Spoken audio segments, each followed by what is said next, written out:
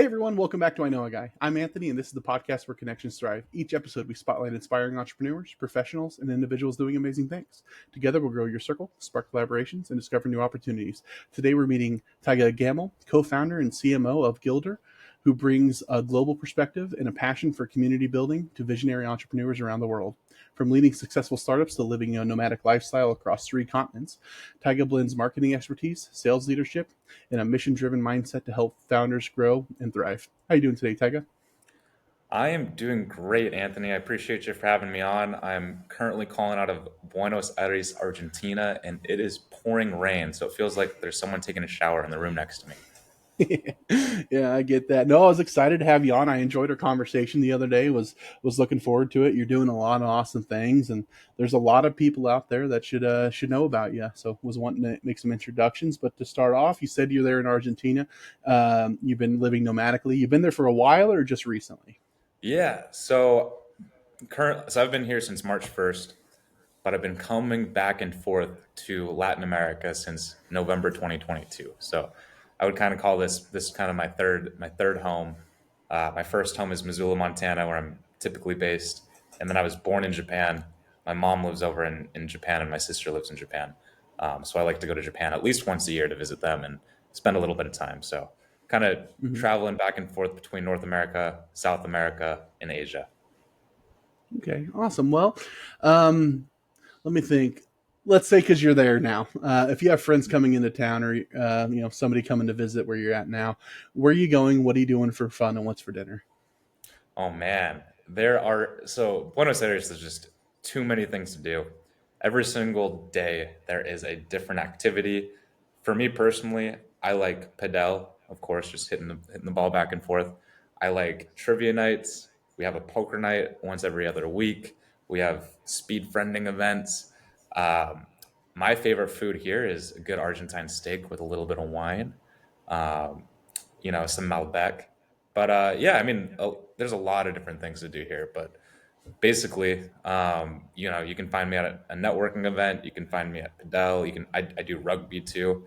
There's just a list of amazing things to do, and a lot of nomads that live down here. I think Buenos Aires is one of the most social cities that I've been to, and so if anyone is coming to visit, if you want to get to know me, you'll be part of a bunch of really cool communities down here. I have one kind of friend group here that we watch sports together. We go to the bar and watch a bunch of cool sports, American sports. I have my tag rugby group, which every single weekend we play rugby together. Once a month we have a rugby tournament. I have my Recoleta Por Vida group, which is I live in the neighborhood called Recoleta, which is one of the kind of older neighborhoods, which is a really nice neighborhood here. A lot of people live in Palermo, but we have our neighborhood group. So whenever people are going out for dinner or we're having events, sometimes we go to escape rooms. There's just a lot of cool things to do in Buenos Aires, Argentina. So to answer your question, anything and everything, but my favorite foods to eat and enjoy are a good Argentine steak here. Okay, so 2 questions. One, I'm here in the Midwest, and you say padel. Is that similar to pickleball? Because that's what we know Yep. here. Okay. Yep. Similar. Yeah. I think it's the exact same. It's the exact same sport, except in padel, I don't know if pickleball is a closed off room where you can actually hit the ball off the walls and everything like that. Mhm. But then padel, you can use the wall to your advantage. I got you. Yeah, I think that's more of a racquetball, but Mhm. anyway, no, just interesting. And then Argentine steak. Please describe that because big steak fan. So, like, what Yeah. do they do different? So Argentina is actually known for its steak. And what I've heard, and it's kind of interesting because when you go down south, Argentina, I think, is the sixth or seventh largest country area wide, so it's huge. Down south, it's mountains, and then there's a place in the middle of the country where there's a lot of farmlands. I guess you can kind of compare it to maybe like the Midwest, of the United States. Here they call it the void, um, where it's just flat lands, and I think there's a lot of cows. They're not going up the hills, and this is what I've heard from the locals. Since they're not going up and down hills all the time, like their beef is a lot more tender, and there's just a lot of it. And so Argentina is known for having. There's just so many cows in Argentina. So the steak is actually cheaper than the chicken here. So, and then here, I mean, you can get ojo de bife, which is ribeye. I mean, you can get a good ribeye here for about $15. 2 years ago, it was $10. So the inflation has increased a little bit, with Argentina is a very interesting economy. It's been in hyperinflation the past 5 or 6 years. Well, more or less the past 100 years, but just hyperinflation the past 5 or 6 years. I mean, they have New York strip steak, they have entraña, they have beef de chorizo. I mean, all different kinds of steaks and different kinds of cuts. They're amazing. It's very reasonable, and they like the natural flavor of the meat. So in the States, we like to use a lot of sauces. We like to have, Worcestershire sauce, like A1 steak sauce, like maybe Asian teriyaki glaze sauce on our meat. Here, they really only use chimichurri, which is basically like olive oil mixed with some spices and herbs, or they use like a simpler peble sauce, which is like literally just like tomatoes, onions, some olive. It's a very lighter flavor, and then they mix it with like salt too. So they like having the natural flavor of the meat more over like the salsas, like the sauces. And Mhm. salsa is just sauce in Spanish. It's not like Mexican salsa. Well, you've already sold me. All right, no. So just salt, pepper, garlic powder. That's all I'm here for. So Oh awesome. No, that's great. What can you tell us about what you're doing? yeah. So I've been involved with entrepreneurship and startups my whole entire life. I come from an entrepreneurial family. Uh, Both my parents, my mom's from Japan, my dad's from the States. They started a business bringing Japanese students to America to understand more about US culture and to get placed into top schools, top universities in America. So my family was doing business between Japan and the US. They built up a online English language platform called Link English. And so I actually helped them kind of build out that product. We created content around it when I was younger. I was making connections. Actually helped build out a mobile application called Kiku Dojo back when I was in high school, which was basically an app that you run through and you learn specific things in English that Japanese students can play while they're commuting on their train. Back when I was in high school, I started my first business myself, which is called Waste Not Want Not. Me being from Missoula, Montana, there's harsh winters, which I'm sure you probably experience in the Midwest too. And a lot of folks have pets. So they have their dogs, and the dogs go out to the backyards and they do their thing. And then over the wintertime, there's just a big pile of, dog waste. And so I started a business where I would charge, $50 a yard. I'd get done in about an hour and be making $50 an hour as a high school student cleaning up the dog waste. So at that young age, I learned if you can provide some type of unique value, people are willing to pay in order for them to save time. Because I was seeing a lot of my friends, they're working at McDonald's, Taco Bell, Walmart, getting paid $7.75 an hour, and understanding that if you can provide that kind of value to someone, you can gain fairly far ahead. So anyway, fast forward now, I went to university, a double major in business environmental studies, minor in spatial analytics. After university, I really wanted to get involved in sustainability. But at the time when I was looking for opportunities, really the only opportunities were working at a preservation and national park for the U.S. Forest Service, and I wanted to get involved in startups. So I applied to a lot of different jobs in Seattle. I found myself as a business development manager at a SaaS startup where they basically did all of their business development in Seattle and all of their product development in India. The first quarter I joined, I led the company in sales. They sent me to India for about a month. This is back in 2019. I met the development team and I found out that these guys were really getting, paid pennies on the dollar with what engineers were getting paid in the States. And oftentimes they would produce a lot faster. And sometimes the tech would actually potentially be better or more comprehensive as far as the capabilities of what it can do. So when I came back from India, I got really motivated. I actually kept in touch with a lot of those developers out of India, and we started developing my senior project, which is called Kudos. And Kudos is a two-way marketplace to incentivize users to be more sustainable by tracking their use. So if they carpool more, if they recycle more, we'd reward them with Kudos points, and they can use those points to get discounts on other sustainable products and services on the marketplace. I ended up getting a small amount of funding from a family friends round to further develop the product, and then the pandemic happened.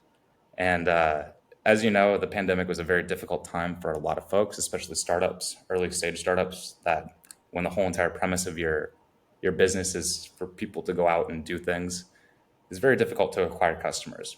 And so I found myself working at a startup accelerator. They offered me a position, and I got put on the product and program team. And so at a startup accelerator, really the main product is the investor relations component and the mentorship component. And a couple other key pieces, like there's events, there's workshops, there's sessions. And basically what I saw was the founders benefited the most out of the mentorship component and the investor relations component. However, the accelerator we're working at was a 6-month long accelerator. And after the founders graduated, they didn't get any additional support. And a lot of the founders were seeking that additional support. They wanted some sort of community, so they can, pick brains off of more founders. They can still, develop more further relationships, and just have more resources of what you typically find in a startup accelerator. And so I ended up working my way up to be a senior program associate, and my boss was the director of product. He is now my co-founder at Gilder. His name is Brian Lee. And about 2 years ago, we just saw a major opportunity where we could actually create an ecosystem, much like you'd see at an accelerator, but more of a community where we want to provide the same tools and resources that you typically find, startup resources that you typically find in the Bay Area, but anywhere in the world. So if you're in Latin America, if you're in Africa, if you're in Asia, if you're calling out of the Midwest, which typically doesn't have as many startup resources as in the Bay Area, you will have those similar tools and resources that you would find in the Bay Area, similar connections, similar network. And so we started building Gilder, and it's been about 2 years, and it's been a fantastic experience. And we have a lot of amazing folks within our community. We've seen a lot of success. We've seen a lot of founders build fantastic relationships and join other C-suites within our community. So kind of the long-winded answer, that's what I've been working on. But I wanted to preface it with kind of just my background and career. Gotcha. Well, my next question was going to be about background. So, we got it. We get two birds in one stone. What is it that you love most about what you're doing with Gilder? Yeah, my favorite thing to do is talk to founders. When I was an accelerator when I was working at the startup accelerator, I would talk to founders every single day, and that's what gave me so much energy. I love talking with founders because I think that founders are really I would say maybe the backbone of our society. Founders are the ones that are innovating, that are creating our future, and that really kind of, you know, bring kind of cool ideas into fruition. And there's nothing that's more exciting than talking to all these founders and understanding what the next innovations are, what's coming up in the future, how are they utilizing AI to innovate in whatever industry that they're doing, and what are kind of the key things that they're doing in order to grow their business. It's super fun. It's super exciting for me coming from that entrepreneurial background. Okay. Yeah, no, I can definitely see that. When you're looking at your average client or the pain points that somebody might be going through, what does that look like? If somebody's dealing with X, Y, Z, um, what does that look like if you're the person they should be talking to? Yeah, for a lot of founders, I see kind of it's twofold. It's either they have a pain point in customer acquisition, just getting more clients, getting more customers on their calendar to talk to. So customer acquisition, I think, is probably the biggest pain point for most of the founders that we talk to. But another one is just basic product market fit. I think a lot of founders come up with an amazing idea and think it's going to be a multi-billion-dollar idea. Uh, and then they start developing it, and there's actually really no product market fit for that particular idea, just because it's either too big of a problem that they're solving, or it's just a lot of the founders just a lot of people think that they can start a multi-billion-dollar business just because they want to make it, and there's really no need or use for it. So oftentimes too, it's that product market fit that a lot of people are still needing to refine. Okay. What about power partners? Who do you synergize with? What other industries or professionals out there do you find a lot of ability to collaborate or refer back and forth with? Yeah, we have quite a few power partners. Like a lot of them are like VC firms. We have a good deal with if you're a venture capital firm and you have over 10 plus portfolio companies. We do have really good deals. For those portfolio companies to have access to our community and our resources and our events and mentorship. And then we like to partner with community engagement platforms. One of them is called Gatherly, and he's actually a member within Gilder. His name's Adit Shadid. Adib Shadid, and we basically use this platform. It's an online virtual headquarters platform for hosting all of our events. It basically makes kind of our online engagement a lot more unique. We partnered with another company called Nexus, which is our directory platform. So kind of like community engagement platforms are kind of like our key. Like we like to partner with them just because we like to do cool and unique things. And then also we do partner with some local communities, like in Austin. Uh, we partner with a community called A Squared, which is focused on founder mental health, and we co-hosted some events. We partnered with a company called Nacho Nacho, which is a big B2B SaaS provider, and we did an event in New York and an event in the Bay Area with them. So either community building platforms, any B2B SaaS service providers too. Like honestly, like I mean, it's a founder community. We have over 200 founders within a community. If you have a B2B, if you're a B2B service provider, like we probably have someone that could potentially use your product too within our community. Um, so mostly folks like that. Okay. What advice would you give to a newer and aspiring entrepreneur? Yeah, that is a great question. And the first advice that I would give an inspiring or a new entrepreneur is start a business if you are consistently facing that challenge every single day. If you're facing that challenge every single day and you think you have a good solution for that challenge or for that problem, and you've talked to multiple people, they're like, I need this right now, then that's a good sign you should start a business. But if you're starting a business just to be a billionaire or to have that social clout of being a founder, because it is very, I mean, it's a very appealing lifestyle of being, an entrepreneur. You shouldn't start a business. Like you should stay in your corporate 9 to 5 role. That's more secure, because being a founder is one of the most difficult endeavors someone can, go after, because you have all of the pressure and all the weight on your shoulders for your business to succeed. Uh, so if you're consistently finding a problem and you have a good solution for that problem, it's whether it's in your day to day, if it's in your career, go after it. But if That's not, then fantastic. no. Yeah, that's fantastic advice. If you're thinking, oh, I'll just start this business because I'll be a billionaire, go buy a lottery ticket. You have the Yeah, same odds, and it's way cheaper to just buy a lottery ticket than it yeah, is to try to start a business that not to discourage people, but like you said, if you yeah, have that, then do it. Nothing should stop you. But being a definitely. billionaire is not the main goal. 100. And another thing to kind of go after that too is, and this is what a lot of my mentors tell me, is a lot of people starting out like want to solve one big problem. Like, I want to solve climate change. I want to solve the economic crisis. I want to solve the hunger issue in Africa. Those are very big pictures. It's great that you're building a purpose-driven, startup, but really focus on the niches. Kind of the quote is like the riches are in the niches. Focus on something more micro. Once you kind of get that down, then start building up your product to be more macro.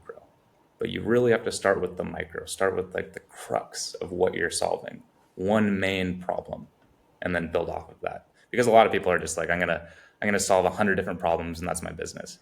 Like it's impossible. Absolutely, yeah. You can't help everyone. Yeah. So awesome. So how can building a strong community help entrepreneurs scale faster?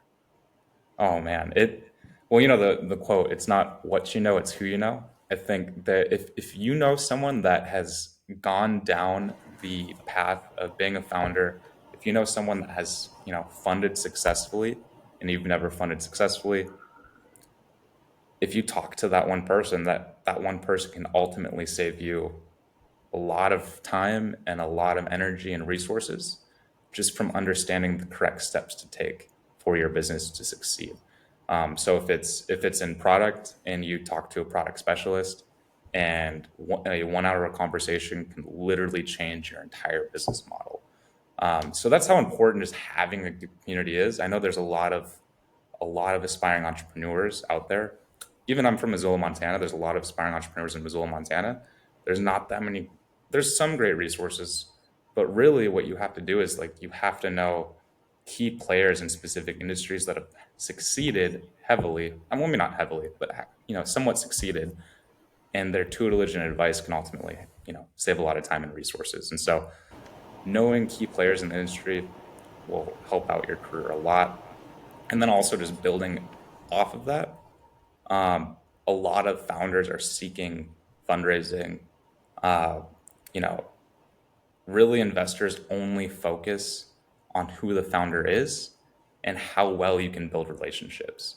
I really think business and what a lot of people, and I guess a lot of people don't. I don't really know. I think really businesses are all about relationship building, and if you don't know how to build a good relationship, then you can't have your business will not succeed. It's just objective. Like you have to understand how to build good relationships. You need good interpersonal communication skills, and if you know how to build good relationships and you have a strong network, your business is way more likely to succeed than without. Yep. No, absolutely. Like you said, it's not about what you know; it's who you know. But also on top of that, it's about who knows you. If people can see that you're creating good relationships, they want to be a part of that. They want to help. They want to engage, and you're going to attract people you wouldn't have otherwise. So, fantastic advice. How can a global perspective give startups a competitive edge? Yeah, I think understanding different cultures, and it depends too. Like if you're working in the States, uh, like it might not give you a competitive advantage, but most businesses nowadays are global.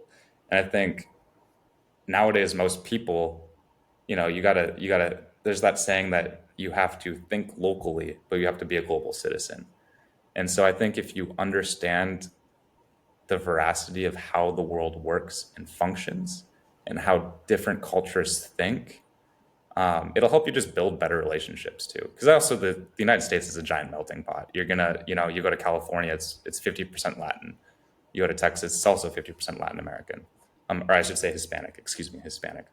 Um, and then you go to, New York, and there's a lot of different people from Europe, and it's just a very diverse place. And the more interesting and unique, and I guess the more understanding that you have about different cultures, it makes you more of an interesting and unique person. Because there are, and I don't want to talk down on America or Americans in general. I love them. I mean, I'm American myself, but traveling around, a lot of people down in Latin America or maybe in Asia, their perception of Americans is that we are oblivious to what is going on in the world.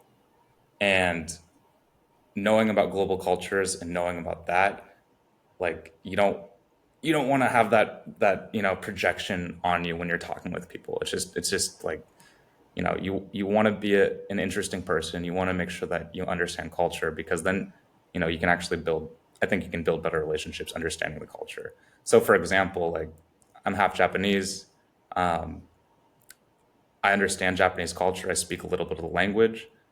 If I ever wanted to do business in Japan, I'll have that little advantage of knowing how Japanese people talk, how they think, kind of what the cadence is as far as building relationships with Japanese people are, how the meeting structure is.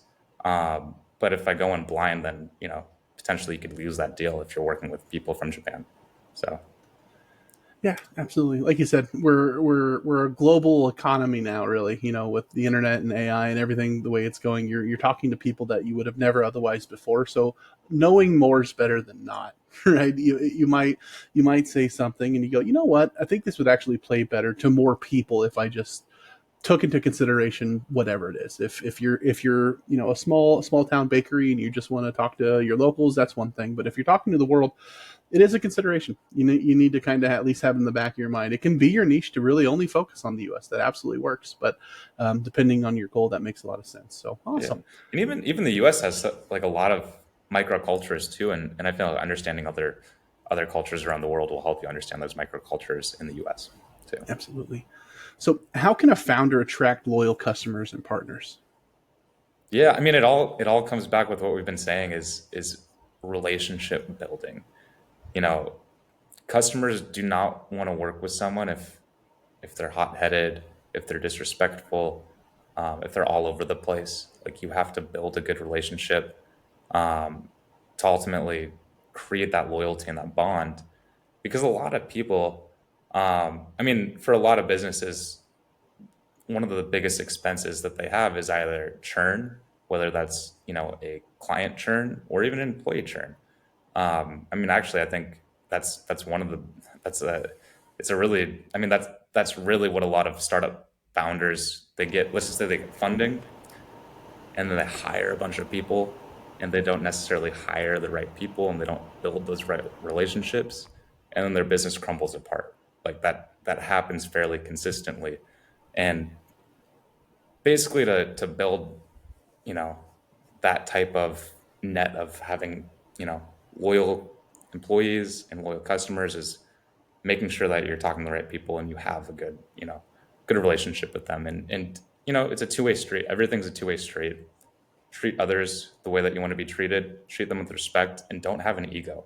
I think there are a lot of folks out there that, you know, they like having those fancy sushi dinners with the private chefs and renting out the mansions and having those big parties, and they have the egos and they don't want to interact with anybody, except, you know, people that are, you know, either powerful or wealthy. And I think that will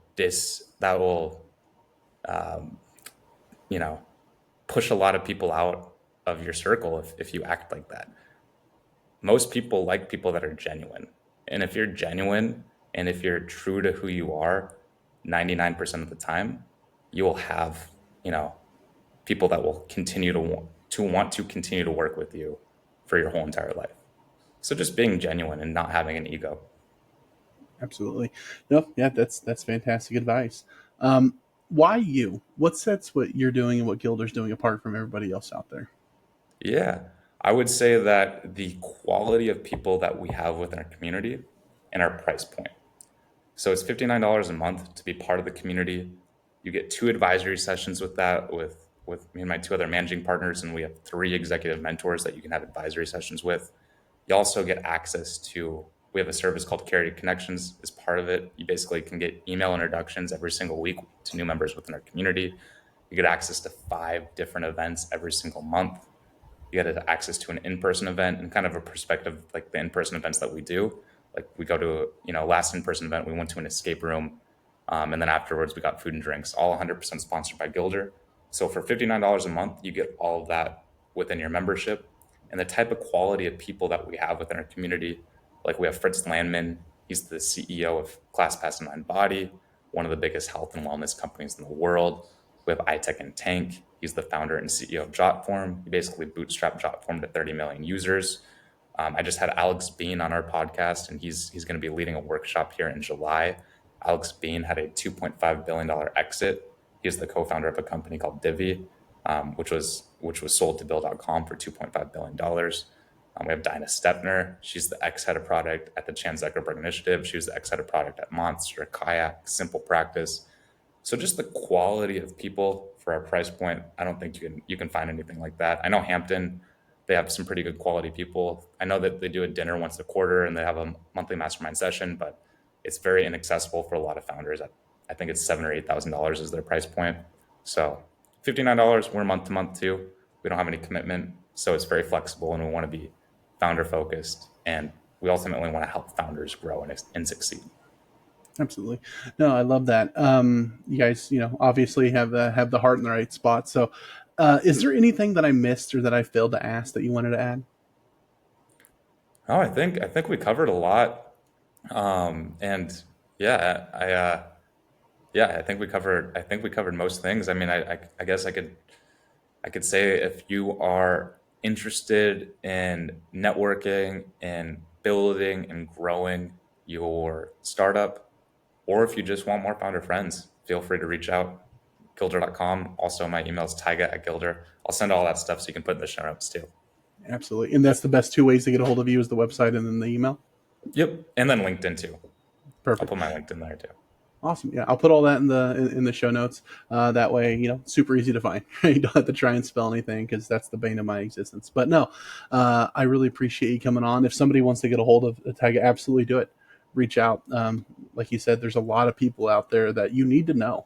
Right, you can go far. You can go fast by yourself, but you'll go farther with people, especially people that are at where you want to go, or that can teach you or mentor you, or you can just take inspiration from seeing and hearing from. It's super, super important.